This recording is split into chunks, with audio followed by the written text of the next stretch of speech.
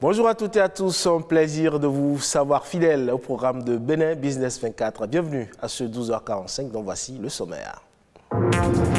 Période de pluie, moment critique pour les enfants. Ils sont souvent exposés à des maladies opportunistes susceptibles de leur nuire si des dispositions ne sont pas prises.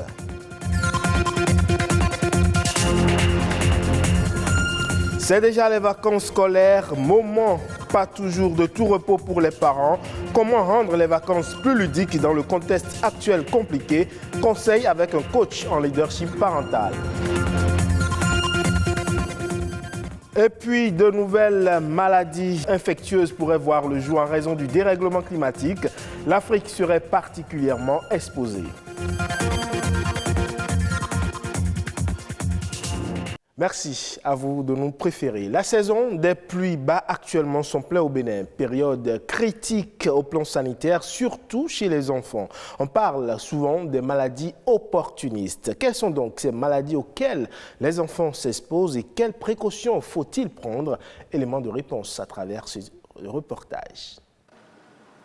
Inondations et flaques d'eau stagnantes par-ci, habitations étroites et sols humides et insalubres par-là. Ce sont un ensemble d'éléments qui résument les impacts de la saison des pluies dans les bas quartiers de Cotonou. Ici à Ladji, la saison pluvieuse rime avec les maladies hydriques. On appelle ici aussi Cécile. Si la pluie commence par tomber comme ça, donc il y a des infections sont nombreuses. Quand il pleut, on constate des fièvres chez les enfants quand ils pataugent dans ces eaux. Et les moustiques nous piquent quoi. On n'a pas de moustiques imprégnés. Pendant la saison des pluies, les sols sont insalubres et les enfants contractent la fièvre et l'anémie. Les pieds pourrissent et on a des démangeaisons à cause de ces eaux.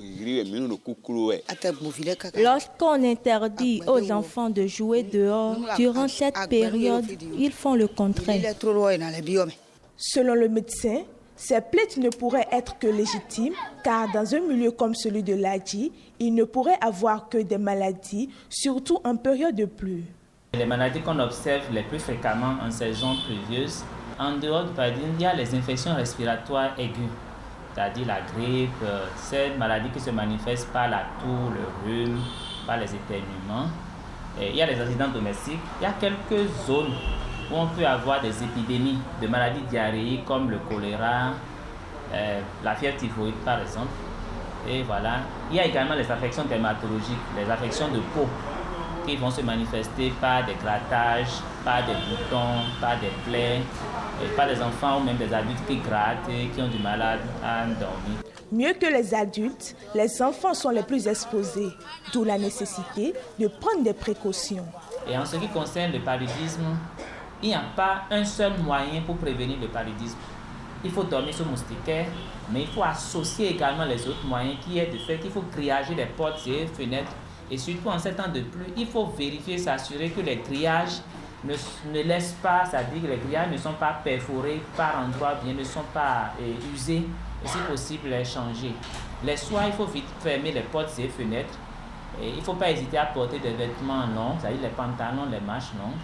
Et il faut éviter de mettre les révulsifs, c'est-à-dire les serpentins là, dans les chambres. C'est fait pour l'extérieur parce que c'est parfois également source d'allergie. La poursuite de l'observance des gestes barrières et l'adoption de bons comportements sont autant de mesures de sécurité à adopter. Et puis, c'est déjà les vacances et vous êtes nombreux, vous parents, à vous demander comment occuper vos enfants durant les prochains mois. Eh bien, sachez qu'il est indispensable de leur proposer des activités adaptées à leur âge et surtout de ne pas trop perturber leurs habitudes. Fulgence Awangonou, coach en leadership parental, nous en parle à travers cet élément. La meilleure manière d'occuper les enfants, c'est de commencer par faire le point de l'année scolaire. Donc il faut d'abord faire un bilan de l'année scolaire pour voir ce que les enfants ont fait tout au long de l'année scolaire. Le bilan de l'année scolaire nous permet de savoir les matières dans lesquelles les enfants vont suivre des cours de soutien et les matières dans lesquelles les enfants vont suivre les cours d'adaptation, c'est-à-dire cours de vacances. Donc ce bilan, quand vous faites un bilan à l'enfant et que l'enfant n'a pas la moyenne dans une matière, ça veut dire que dès le mois de juillet, dans une stratégie beaucoup plus détendue, l'enfant doit revenir sur ces matières et faire des cours de soutien. Et après cela, naturellement, il y a des activités ludiques pour réveiller tout le potentiel qu'il y a au niveau de chaque enfant. C'est les danses, c'est la musique, c'est tout ce que vous savez, c'est le codage, c'est des cours d'anglais, d'informatique. Le succès de demain commence dès aujourd'hui. Donc que l'enfant il fait la menuiserie, la coiffure, tout ce que vous voulez, c'est pour préparer son avenir. Vous savez, nous parlons souvent de la monnaie professionnelle, où nous pensons que chaque personne devra faire deux choses, ce que nous appelons l'art intellectuel et ce que nous appelons l'art pratique. Donc c'est important pour l'enfant d'apprendre peut-être à faire la couture. Après le bac, il pourra s'en servir et ne pas tomber dans le chômage. Il n'y a pas que l'école.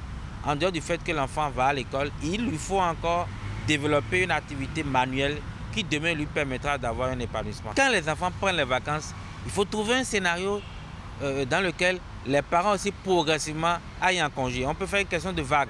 En juin, une vague va en congé, en juillet et en août. Ça permet aux parents de bien connaître les enfants, de savoir les difficultés, de savoir ce qui manque à leurs enfants. Et ça permet aussi aux enfants quand même de trier, d'avoir cette chaleur humaine, de s'intéresser à leurs parents et de vivre dans un épanouissement total. Et puis ce 10 juillet, eh bien, c'est la journée mondiale des femmes sans voile. Pour les militantes féministes et laïques, le port du voile islamique serait une atteinte à la liberté, un symbole d'une domination religieuse et sexiste. C'est pourquoi elles ont œuvré pour que le 10 juillet de chaque année soit déclaré comme étant la journée mondiale des femmes sans voile. Les étudiants de l'université d'Abomey-Calavi ont désormais accès à Internet pour effectuer leurs recherches. Cette décision devrait permettre aux universités publiques de disposer de la connexion à tout moment de la journée. Et le campus d'Abomey-Calavi est donc en pleine expérimentation de ce nouveau système qu'est le réseau béninois d'éducation et de la recherche. Précision à travers cet élément. C'est devenu une réalité à l'université d'Abomey-Calavi. L'Internet partout pour faciliter la recherche. La mise en réseau béninois d'éducation et de recherche, RUBER, est effective pour le bonheur des enseignants et étudiants. Il n'est un secret pour personne que la connectivité au réseau Internet est un des challenges les plus importants pour toutes les équipes rectorales qui se sont succédées au cours des derniers mandats à la tête de l'université d'Abomey-Calavi. Les réseaux locaux dont disposent les campus et les centres universitaires se sont révélés très tôt inadaptés pour satisfaire les importants besoins des universités en matière du numérique.